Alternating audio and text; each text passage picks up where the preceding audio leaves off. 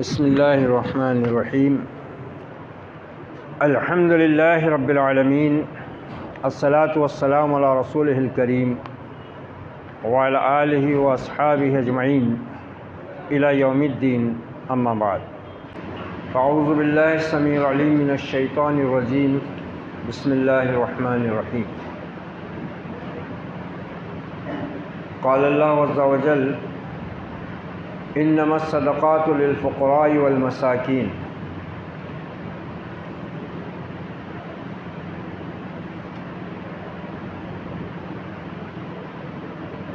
والعاملین علیہا والمؤلفة قلوبهم وفی الرقاب والغارمین وفی سبیل اللہ وابن السبیل صدق اللہ العظیم۔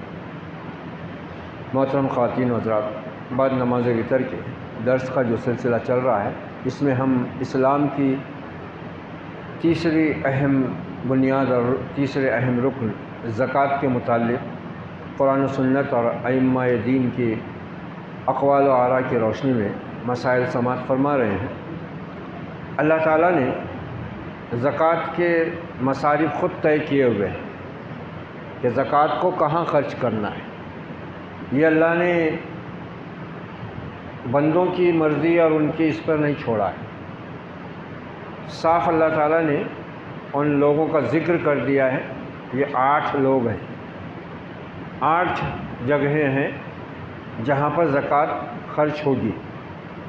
اس کے علاوہ اور کوئی 9واں مصرف نہیں ان 8 جگہوں میں۔ پھر اس میں ائمہ میں اختلاف ہے۔ کچھ کہتے ہیں کہ زکوٰۃ ان 8 میں تقسیم ہونی چاہیے، اور کچھ کا کہنا یہ ہے کہ نہیں، 8 مصارف بتائے گئے ہیں، ان 8 میں خرچ کرنا ضروری نہیں ہے، بلکہ ان 8 میں سے جس چیز کے اندر زیادہ ضرورت ہو وہاں پر وہ زکوٰۃ خرچ کی جا سکتی ہے، اور یہ جن کا کہنا ہے وہی زیادہ صحیح ہے۔ کیونکہ زکوٰۃ کا جو مقصد ہے وہ کیا ہے؟ زکوٰۃ کا مقصد ہے مسلمانوں سے غربت کو ختم کرنا، اور یہ انسان کا بنیادی حق ہے، ہر انسان کا، کہ اس کو عزت کے ساتھ جینے کا بھرپور موقع ملے، وہ تنگ دست اور بے آسرا رہ کر زندگی نہ گزارے مشکل کی، بلکہ اس کو بھی اس کا بنیادی حق ملے۔ اس واسطے یہ زکوٰۃ فرض ہوئی ہے، اس کا اصل مقصد ہی وہ ہے۔ اسی لیے اللہ نے جو 8 مصارف بیان کی، اس میں سب سے پہلے کن کا نام لیا اللہ نے؟ فقیر اور مسکین کا، کیونکہ معاشرے کے اندر سب سے زیادہ محتاج اور سب سے زیادہ ضرورت مند یہی لوگ ہوتے ہیں، یہی دونوں، فقیر اور مسکین۔ فقیر وہ جو مانگتا پھرتا ہے، اور مسکین وہ جو مانگتا تو نہیں لیکن کمائی بھی اتنی نہیں ہے اس کی کہ اپنے پیچھے جو اس نے اہل و عیال رکھ چھوڑے ہیں ان کی ضرورت کو بہتر طریقے سے یا کم سے کم ایک متوسط طریقے سے پورا کر سکے۔ کماتا ہے وہ، لیکن اس کی کمائی اتنی نہیں ہے کہ جس میں وہ اپنے گھر کا خرچ آسانی سے چلا سکے، اور عزت دار ہے، خوددار ہے، غیرت مند ہے، اس واسطے وہ لوگوں سے سوال بھی نہیں کرتا، وہ مسکین ہے۔ اور اللہ نے ایسے لوگوں کا پتہ لگا کر خاموشی کے ساتھ ان کی مدد کرنے کو بہت بڑے اجر و ثواب کا ذریعہ قرار دیا ہے، اور یہ اللہ کے نزدیک بہت پسندیدہ عمل ہے۔ اس سے معاشرے کے اندر ایک توازن پیدا ہوتا ہے، ورنہ کیا ہوتا ہے کہ ایک دولت مند، جیسا آج ہم دیکھ رہے ہیں نظام کیسا ہے دنیا کا، آج ایک آدمی امیر ہے تو وہ امیر ہوتے ہی چلے جا رہا ہے، جیسا کہ ہم لوگ بولتے ہیں نا کہ پیسے کو دیکھ کے پیسہ آتا۔ یہ کوئی قانونی قدرت نہیں ہے، یہ اللہ کا قانون نہیں ہے کہ پیسے کو دیکھ کے پیسہ آئے۔ کیلا دولتم بین الاغنیاء منکم، اللہ نے صدقے زکوٰۃ تم پر اس لیے فرض کیے ہیں کہ یہ دولت جو ہے یہ مالداروں میں ہی گردش نہ کرتی رہے، بلکہ یہ ان لوگوں تک بھی پہنچے جن کا اللہ نے اس میں حق رکھا ہوا ہے۔ تو یہ 8 مصارف اللہ نے بیان کر دیے، اور ان میں سب سے پہلے ان لوگوں کا ذکر ہے، انما الصدقات للفقراء والمساکین، سورہ توبہ کی آیت نمبر 60 ہے یہ، اور تمام ائمہ اس پر متفق ہیں کہ زکوٰۃ کے یہی 8 مصرف ہیں۔ البتہ کچھ مصارف میں علمی اختلاف ہے ائمہ کا، وہ بھی کوئی بہت بڑا اختلاف نہیں ہے، جس کو جس کی رائے دلیل سے زیادہ مضبوط معلوم ہو وہ اس پر عمل کر سکتا ہے۔ تو سب سے پہلے فقیر اور مسکین کا ذکر ہے، اب اس کے بعد میں پھر اس کی باقاعدہ نبی صلی اللہ علیہ وسلم نے وضاحت فرمائی ہے، وہ کیا ہے وہ ہم دیکھتے ہیں حدیث کی روشنی میں۔ فقیر اور مسکین یہ دونوں لفظ تقریباً ہم معنی ہیں، اور ان میں سے ہر ایک کا اطلاق دوسرے پر ہو سکتا ہے۔ فقیر کے لفظی معنی حاجت مند، اور مسکین کے لفظی معنی عاجز اور بیچارے کے ہیں۔ مسکین کی تشریح خود نبی صلی اللہ علیہ وسلم نے ان الفاظ میں ارشاد فرمائی ہے، مسکین وہ ہے جو اپنی حاجت بھر مال نہ پاتا ہو اور نہ پہچانا جاتا ہو کہ اس کی مدد کی جا سکے۔ حاجت بھر اس کو مال بھی نہیں پاتا، وہ کماتا ہے لیکن ضرورت بھر اس کو مال نہیں ملتا،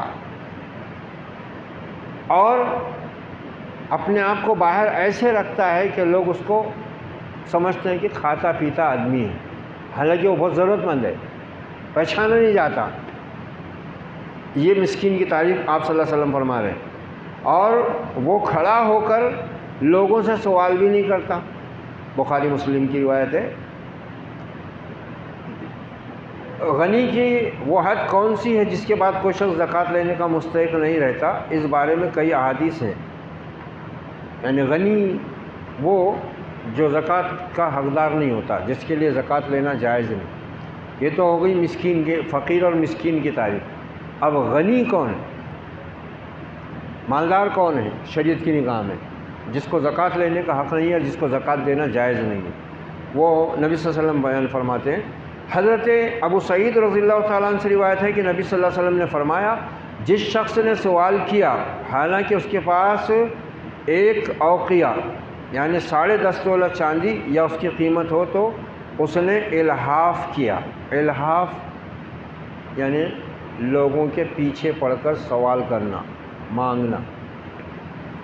اور مسکین کے بارے میں اللہ نے کیا تعریف کی ان کے قرآن میں، لا یسألون الناس الحافا، یہ مسکین حاجت مند ہوتے ہیں لیکن یہ لوگوں کے پیچھے پڑ کے سوال نہیں کرتے، مانگتے نہیں ان سے۔ تو یہ اب غنی کون ہے؟ آپ فرما رہے ہیں کہ جس کے پاس میں 10.5 تولے چاندی یا اس کے برابر کی قیمت موجود ہے، وہ غنی ہے۔ ایسے شخص کو زکوٰۃ لینا جائز نہیں ہے۔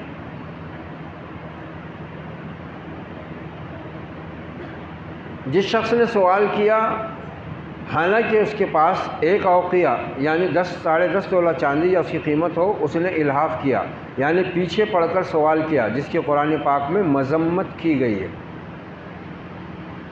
قرآن نے،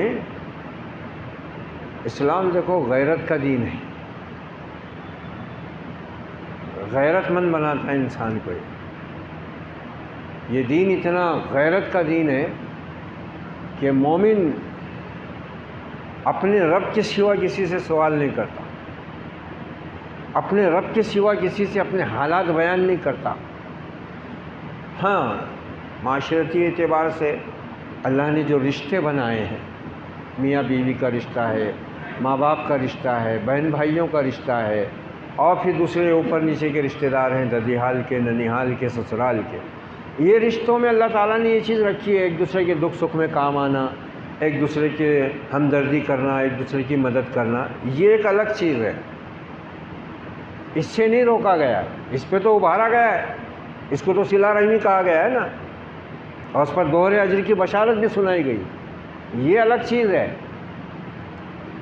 یہاں پر جو بات بتائی جا رہی ہے وہ کیا ہے کہ وہ بلا وجہ لوگوں سے اپنے لیے ایسا مال مانگے جس کی اس کو حاجت نہیں ہے، یا تو وہ زیادہ مالدار ہونے کے چکر میں ہے، یا پھر اپنی زندگی کی غلط خواہشات کی تکمیل کے لیے اس کو یہ رقم بس نہیں ہو رہی ہے۔ وہ کسی کہنے والے نے کہا ہے نا کہ زندگی ضرورت کے مطابق گزارو، کیونکہ ضرورت تو اللہ تعالیٰ فقیر کی بھی پوری کر ہی دیتا ہے۔ خواہشات کے مطابق زندگی تو بادشاہ کی بھی مکمل نہیں ہوتی۔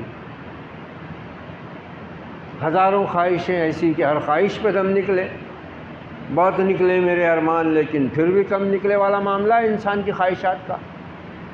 اس سے اسلام نے منع کیا ہے۔ زندگی کو انسان ضرورت کے مطابق گزارے، نہ دقت اور پریشانی میں مبتلا ہوتا ہے اور نہ ہی اس کو لوگوں سے سوال کرنے کی نوبت آتی ہے۔ تو اسلام اپنے ماننے والوں کو غیرت مندی کا سبق سکھاتا ہے، اور یہ سبق ایسا پڑھا قرن اول کے ان سچے اور پاک باز مسلمانوں نے کہ علامہ نے ان کی کیا زبردست تعریف کی ہے کہ گدائی میں بھی وہ اللہ والے تھے غیور اتنے، گدائی یعنی مسکینی میں، فقیری میں، گدائی میں بھی وہ اللہ والے تھے غیور اتنے کہ منعم کو گدا کے ڈر سے بخشش کا نہ تھا یارا۔ جو لوگ مالدار ہوتے تھے، منعم نعمتوں والے مالدار، وہ ڈرتے تھے لوگوں کی مدد کرنے کو، جو میں مدد کروں گا تو کہیں مجھ کو جھڑک نہ دے۔ اور آج دیکھو کتنی بے غیرتی آج معاشرے میں ہم دیکھتے ہیں۔ وہ اسلام نے غیرت مند بنایا تھا انسانوں کو کہ مالدار لوگ زکوٰۃ صدقات لے کر نکلتے تھے دینے کو تو ڈرتے تھے کہ کہیں یہ شخص برا نہ مان جائے، کہیں ہم کو جھڑک نہ دے کہ تم نے کیا فقیر سمجھے میرے کو۔ اور آج دیکھو ہماری غیرت کہاں مر گئی ہے، کتنا بے غیرتی کا ماحول ہے، کیسے لپک رہے ہیں مال کے اوپر، چھیننے پر لگے ہوئے۔ یہ ہے دیکھو اسلام، نہ تو انسان کو مجبور ہونے دیتا ہے اتنا کہ وہ مانگنے پہ مجبور ہو جائے، زکوٰۃ کا نظام دے دیا۔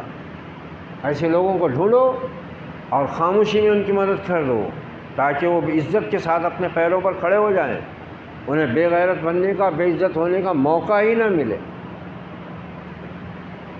چوری کی سزا سخت رکھی گئی ہے، لیکن پہلے نظام ایسا دیا گیا ہے کہ کسی انسان کو چور بننے پر مجبور ہونے کی نوبت ہی نہ آئے۔ اور حقیقت اگر ہم دیکھیں، اللہ نے ہر انسان کے اندر تھوڑی بہت غیرت رکھی ہوئی ہے۔ کوئی آدمی اپنی عادت یا اپنے شوق کے لیے چوری نہیں کرتا، اس کے حالات اس کو اس جرم پر آمادہ کرتے، وہ مجبور ہو جاتا ہے کہ چوری کرے بغیر اب اس کے پاس کوئی راستہ نہیں ہے۔ اسی لیے فقہا نے اس کے اندر بھی بہت سی شرطیں رکھی ہیں کہ کس چور کے ہاتھ کاٹے جائیں گے۔ اگر کوئی بھوکا آدمی کسی کا کھانا چرا لے، اس پر کوئی گناہ بھی نہیں ہے، اس پہ کوئی سزا بھی نہیں ہے اسلام میں۔ سزا تو ان کو ملے گی جنہوں نے بھوکے آدمی کو کھانا کھلانے تک کی پرواہ نہیں کی۔ قرن اول کے مسلمانوں میں، ہمارے اسلاف صالحین میں ایسے بے شمار واقعات موجود ہیں کہ وہ لوگ راتوں میں گھومتے تھے، ضرورت مندوں کو تلاش کرتے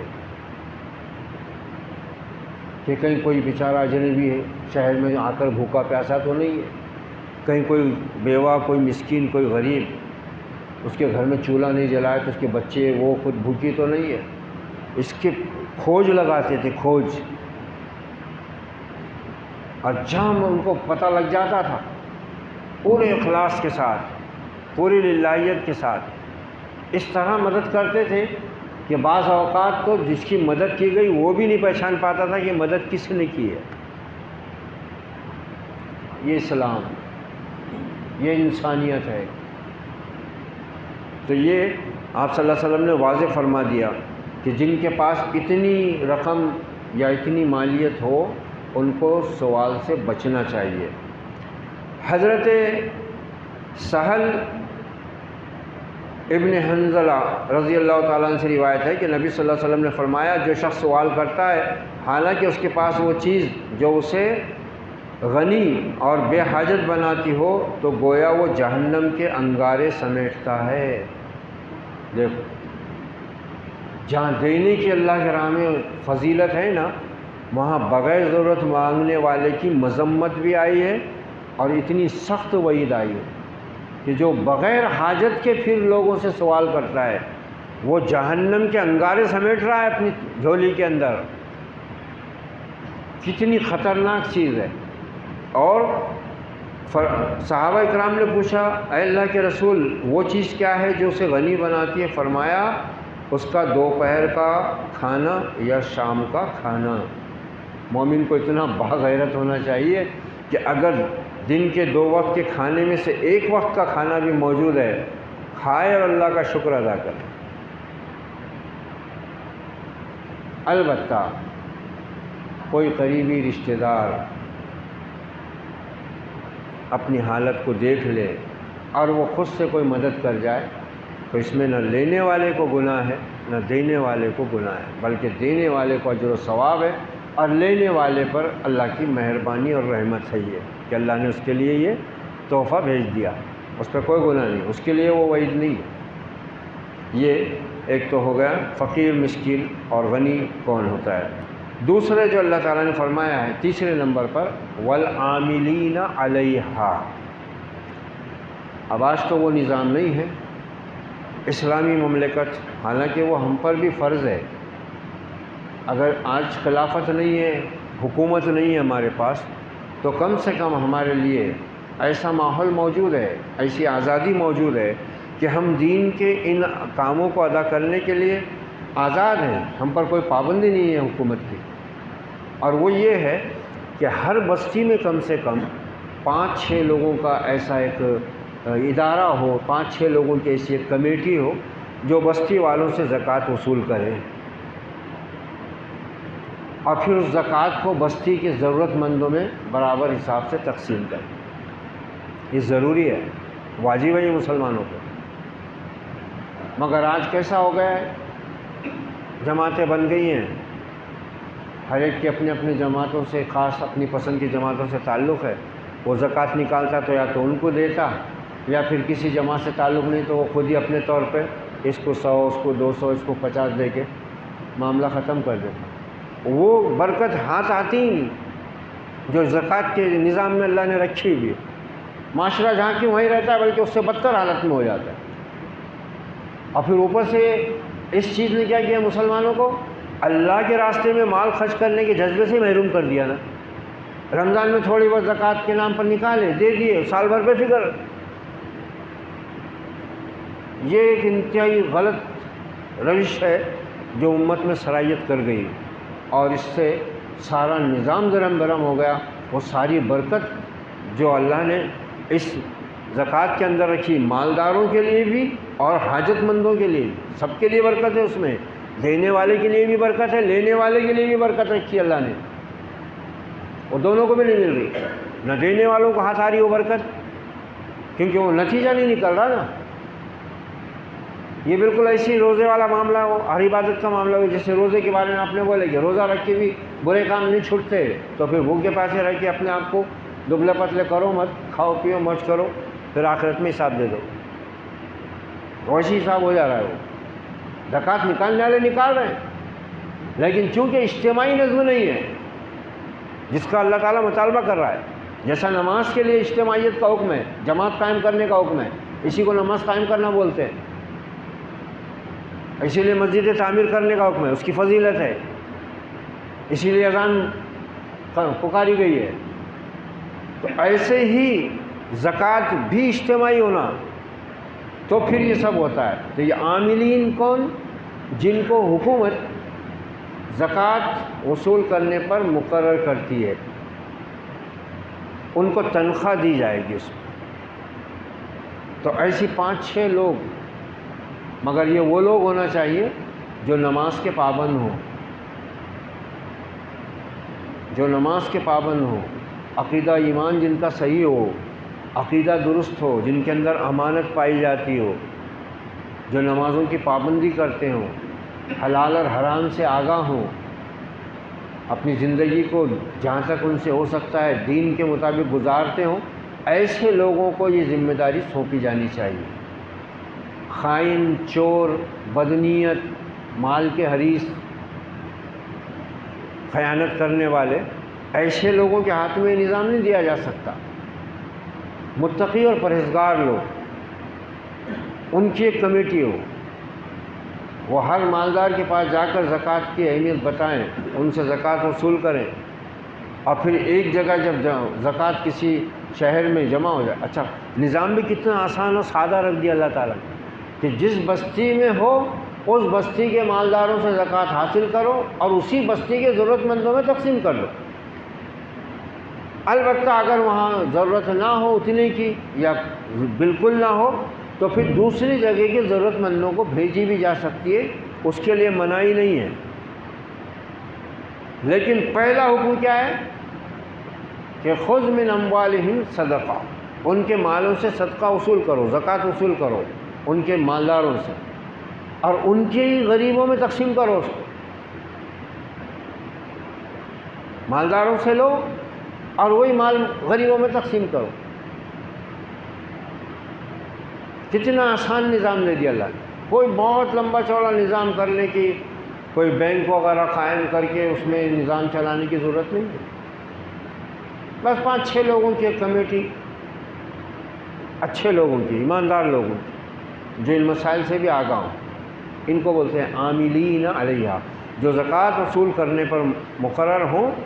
اگر وہ تنخواہ لینا چاہیں تو ان کی تنخواہ اس میں سے دی جا سکتی ہے، اور اگر کوئی فی سبیل اللہ وہ کام انجام دے تو یہ تو پھر بہت اونچی بات ہے، لیکن اگر کوئی لے تو اس میں کوئی گناہ نہیں ہے، یہ خود اللہ نے اس کی اجازت دی ہے، خود اللہ نے اجازت دی ہے اس کی۔ تو یہ عاملین، اور چوتھی مد ہے اس کی مؤلفۃ القلوب،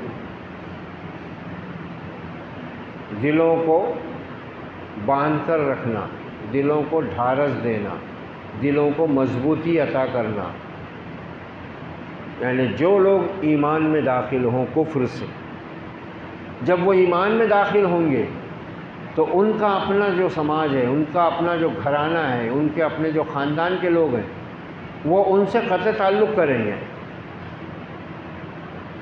ان کو اپنے مال و اسباب سے محروم کریں گے۔ تب ایسا انسان، چاہے مرد ہو یا عورت، وہ ایمان لانے کے بعد معاشرتی اعتبار سے، سماجی اعتبار سے اور دنیا کی زندگی کے طور طریقوں اور گزارنے کے اعتبار سے کہاں جائے گا؟ کس سے مدد مانگے گا؟ کیا وہ مسلمانوں سے چندہ مانگتا پھرے؟ کیا وہ مسلمانوں سے بھیک مانگتا پھرے؟ اس کی غیرت کیا بولے گی؟ اس کی عزت نفس کو کیسے ٹھیس لگے گی؟ وہ رہے گا اسلام پر باقی، چند دن کی پریشانی اس کو واپس کفر کی طرف پلٹا دے گی۔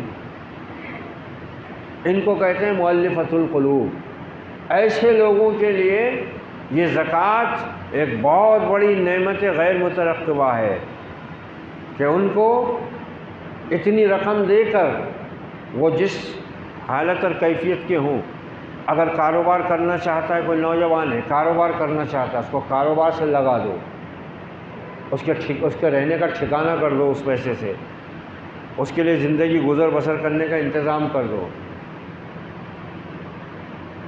یہ آج نہیں ہے، آج یہ سب کچھ بھی نہیں ہے۔ اس میں دھوکے بھی ہوتے ہیں، ہو رہے ہیں، لیکن ہمارا کام ہے اللہ کے حکموں پر عمل کرنا۔ اب اس میں کوئی ہم کو دھوکہ دیتا ہے، یہ معاملہ اس کے اور رب کے درمیان ہے، مگر ہم اپنی ذمہ داری سے تو بری ہو جاتے ہیں۔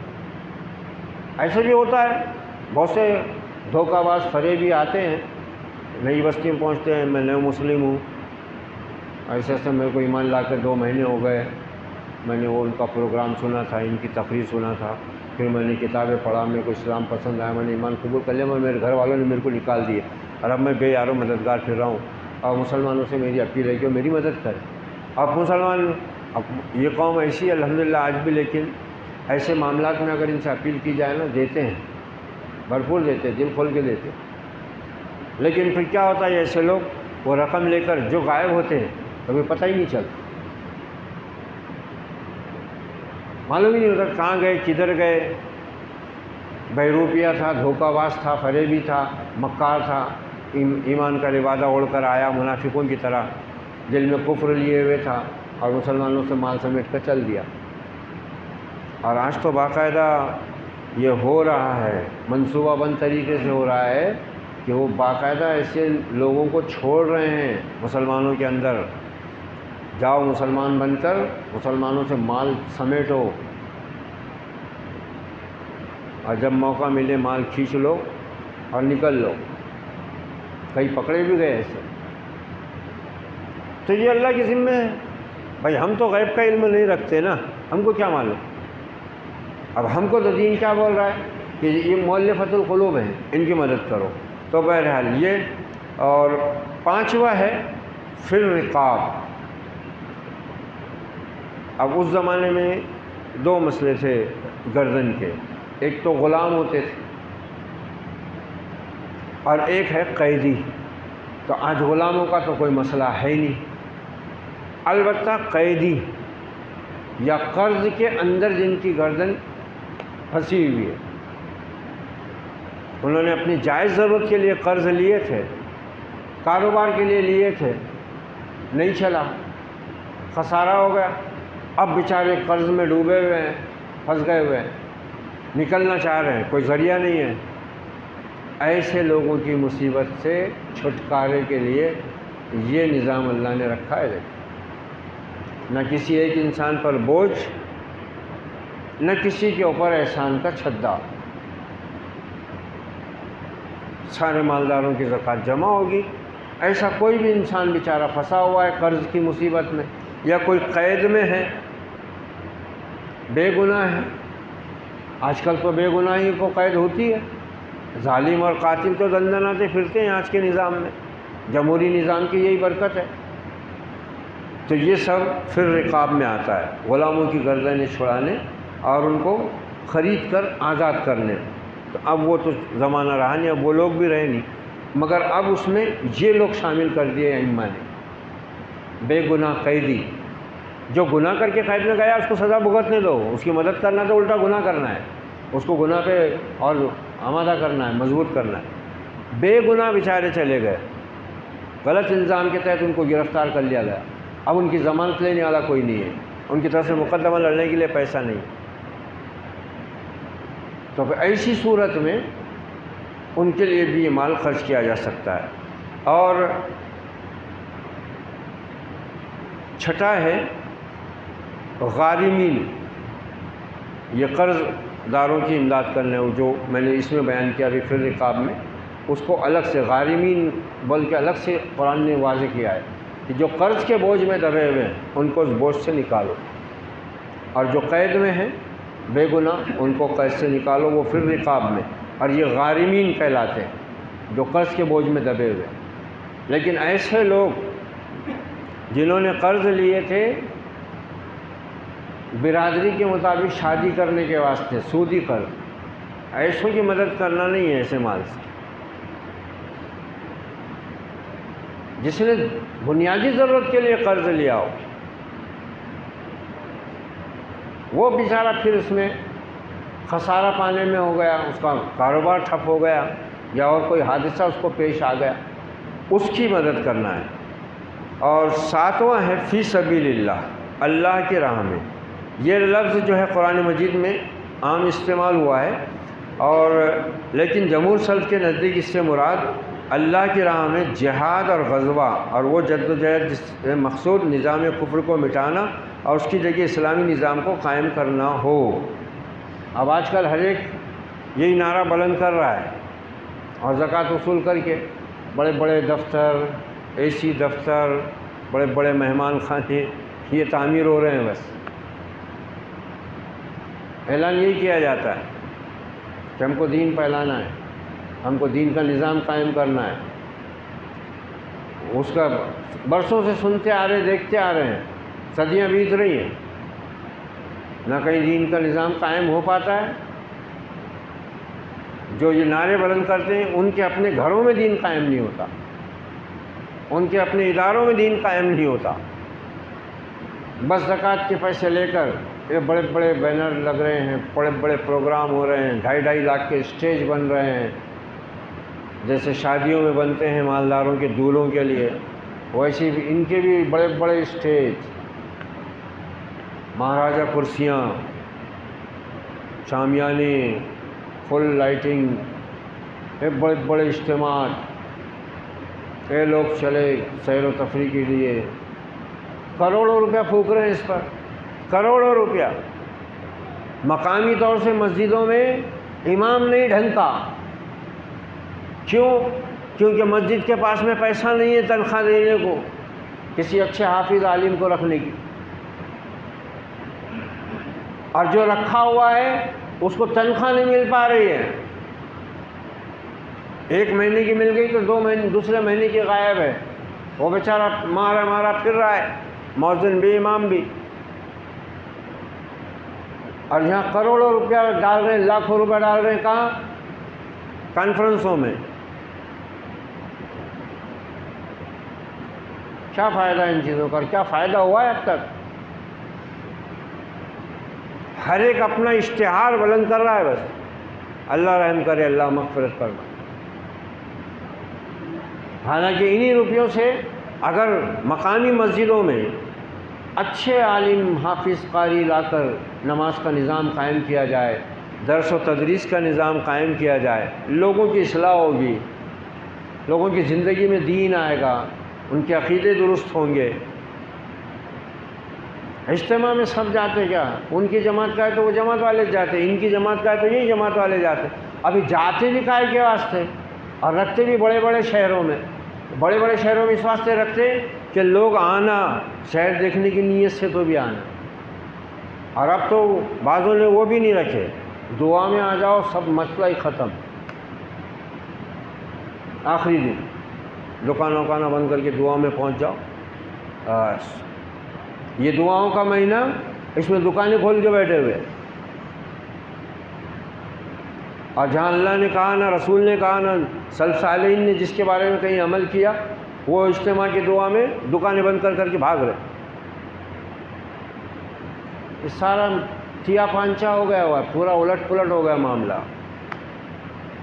کیسے سیدھا نتیجہ برآمد ہوگا بھائی؟ نتیجہ سیدھا برآمد ہوگا کیسے؟ اور دماغوں کے سوراخ اتنے ٹیڑھے ہو گئے ہیں کہ اب قرآن حدیث کی سیدھی بات اس میں گھستی ہی نہیں، سمجھ میں ہی نہیں آتی کہ یہ دیکھو اللہ کا نظام فی سبیل اللہ، اس میں یہ چیز شامل ہے۔ نبی صلی اللہ علیہ وسلم نے اس زکوٰۃ کو آپ کے خلفاء نے یقیناً دین کے نظام کے قیام میں استعمال کیا ہے، اور کس طرح قائم کیا انہوں نے، کیسے دین کو نافذ کیا انہوں نے، کیسے دین کے نظام کی حفاظت کی انہوں نے۔ تو یہ فی سبیل اللہ میں یہ عام لفظ ہے، اللہ کے راستے میں آدمی کسی غریب کی مدد کر رہا ہے اللہ کے لیے، یہ اللہ کے راستے میں ہی دینا ہے، کسی غریب رشتہ دار کی مدد کر رہا ہے، اللہ کا حکم ہے، یہ اللہ کے راستے میں ہی دینا ہے، مسجد مدرسے میں روپیہ خرچ کر رہا ہے، اللہ کے راستے میں ہی دینا ہے، ہر نیکی اللہ کے لیے ہوتی ہے اور وہی اجر دینے والا ہے۔ لیکن جمہور ائمہ کہتے ہیں، جمہور سلف، کہ اس سے مراد اللہ کی راہ میں جہاد اور غزوہ اور وہ جد و جہد جس سے مقصود نظام کفر کو مٹانا اور اس کی جگہ اسلامی نظام قائم کرنا ہے۔ حضرت ابو سعید رضی اللہ تعالیٰ عنہ سے روایت ہے کہ رسول اللہ صلی اللہ علیہ وسلم نے فرمایا، زکوٰۃ کا لینا غنی کے لیے جائز نہیں ہے، مگر 5 قسم کے آدمی غنی ہونے کے باوجود زکوٰۃ لے سکتے ہیں۔ یہ 5 لوگوں کو اس سے مستثنیٰ کیا گیا ہے، غنی ہے وہ، اور غنی کون ہم سن چکے ہیں۔ تو ان ایسے غنی جن کے لیے زکوٰۃ لینا جائز ہے، وہ 5 قسم کے لوگ کون ہیں؟ وہ جو اس پر مامور ہو، یعنی عاملین، زکوٰۃ وصول کرنے والے لوگ، ان کی تنخواہ، وہ جس نے اسے اپنے مال سے خریدا ہو، کوئی غریب ہے، اس کو زکوٰۃ میں کوئی چیز ملی، کپڑا ملا، اناج ملا یا کوئی اور چیز ملی، اور کسی مالدار نے اس سے وہ چیز خرید لیا پیسے دے کے، تب یہ مالدار کے لیے وہ زکوٰۃ کا مال نہیں رہا۔ اس میں بہت سے لوگ دھوکہ کھاتے ہیں۔ یا کوئی غریب ہے، اس کو لوگوں نے زکوٰۃ دیے، صدقہ دیے، اور اس نے بیچارے نے کسی امیر آدمی کو، مالدار آدمی کو، جس نے زکوٰۃ دیا اس کو ہی بلا کے اپنے گھر میں دعوت کیا، تو مالدار کے لیے وہ کھانا حرام نہیں ہے، جائز ہے وہ، کیونکہ وہ اب زکوٰۃ اس نے جو ہے اس کو مالک بنا دیا، وہ اس مال کا وہ مالک ہو گیا ہے جو زکوٰۃ کا مستحق تھا۔ اب وہ اپنا مال ایک مسلمان کو کھلا سکتا ہے، کوئی امیر ہو کہ غریب ہو۔ اس کے برعکس ایک آدمی چوری کرتا ہے اور اس کی چوری کا مال اگر کوئی پیسے دیکھ کر خریدتا ہے، یہ جانتے ہوئے کہ یہ چوری کا مال ہے، وہ گنہگار ہے، وہ مجرم ہے۔ تو یہ دوسرا غنی۔ اور تیسرا وہ جو مقروض ہو، ہے تو مالدار لیکن اتنے قرض میں ہے کہ اب اس کے پاس خود کچھ پیسہ نہیں ہے، تو وہ بھی زکوٰۃ لے سکتا ہے۔ چوتھا وہ جو اللہ کی راہ میں جنگ کرنے والا ہو، یعنی مجاہد فی سبیل اللہ۔ اور پانچواں یہ کہ کسی مسکین کو زکوٰۃ دی جائے اور وہ اسے کسی غنی کو بطور ہدیہ دے دے، یعنی کسی مسکین کو زکوٰۃ کے مستحق کو زکوٰۃ ملی اور اس نے کسی مالدار آدمی کو اپنی طرف سے تحفے میں کوئی چیز دے دیا زکوٰۃ کے پیسوں میں سے، تو اس کے لیے وہ حلال ہے۔ بعض احادیث میں حج کو بھی اللہ کی راہ میں بتایا گیا ہے۔ حضرت ابن اوس خزائی رضی اللہ عنہ سے روایت ہے کہ نبی صلی اللہ علیہ وسلم نے ہمیں حج کے سفر کے لیے زکوٰۃ کے اونٹوں پر سوار کرایا۔ بعض احادیث سے یہ بھی ثابت ہے کہ حج کو کوئی جا رہا ہو لیکن اس کے پاس مال ختم ہو گیا ہو، زاد راہ ختم ہو گیا ہو اور وہ کچھ اس کے لیے تعاون نہ پا سکتا ہو، تو ایسے شخص کی حکومت زکوٰۃ کے مال سے یا وہ ادارہ جو مسلمانوں نے قائم کیا ہو وہ ایسے شخص کی مدد کر سکتا ہے۔ مگر خالص زکوٰۃ کی رقم سے کسی کو حج پہ بھیجنا یہ ذرا محل نظر ہے۔ کچھ مدد مل جائے کسی کو، اب کوئی آدمی حج کو گیا اور وہاں جا کے اس کا مال وال کچھ چوری ہو گیا یا کچھ ہو گیا، تو ظاہر بات ہے مالدار آدمی حج کو جائے گا نا، استطاعت والا، مگر وہاں جا کے وہ بے استطاعت ہو گیا کسی حادثے کی وجہ سے، تو پھر اس کو زکوٰۃ کی مدد دی جا سکتی ہے۔ اور آٹھواں اور آخری مصرف ہے ابن السبیل۔ اس کا لفظی ترجمہ ہوتا ہے راستے کا بیٹا۔ ابن مانے بیٹا، سبیل مانے راستہ، ابن السبیل راستے کا بیٹا۔ یہ ہر ادب کا اپنا ایک انداز ہوتا ہے، یہ مسافر کو بولتے ہیں، مسافر کو بولتے ہیں۔ اب ایک آدمی سفر میں ہے مالدار لیکن اس کا مال سفر میں کہیں کھو گیا، گم ہو گیا، چوری ہو گیا، اب وہ سفر میں ہے، اجنبی ہے، وہاں اس کا کوئی جان پہچان والا نہیں، تو ایسا آدمی پریشان نہ ہو، مقامی آس پاس جہاں بھی کوئی مسلمانوں کی بستی ہو وہ مومن وہاں پہنچے گا تو زکوٰۃ سے اس کو مدد دے دی جائے گی اور اس کے لیے وہ حلال ہوگی۔ اب چاہے وہ مالدار اپنے گھر کو جا کر وہ مال واپس کر دے یا نہ کرے، اس پہ کوئی گناہ نہیں۔ یہ 8 مد ہے، تو ان میں وہ جو اختلاف میں نے پہلے بیان کر دیا کہ کیا زکوٰۃ کا تمام مصارف میں تقسیم کرنا ضروری ہے، تو اس میں بعض کے نزدیک یہ ہے کہ تمام مصارف میں کرنا ضروری ہے، بعض کے نزدیک ہے کہ تمام میں ضروری نہیں ہے۔ اب انشاءاللہ ہم کل وہ دیکھیں گے کہ وہ لوگ جن کے لیے زکوٰۃ کا لینا حرام ہے وہ کون لوگ ہیں، اور وہ کون لوگ ہیں جن کو زکوٰۃ اور صدقہ دینا دوسروں کی نسبت افضل ہے۔ اللہ تعالی ہمیں ہر حرام مال سے اپنی حفظ و امان میں رکھے اور ہمیں ہر پاک اور حلال مال میں برکت عطا فرمائے۔ ربنا تقبل منا انک انت السمیع العلیم وتب علینا انک انت التواب الرحیم، وصلی اللہ علی النبی وعلی آلہ واصحابہ اجمعین۔ سبحان ربک رب العزۃ عما یصفون، وسلام علی المرسلین والحمد للہ رب العالمین۔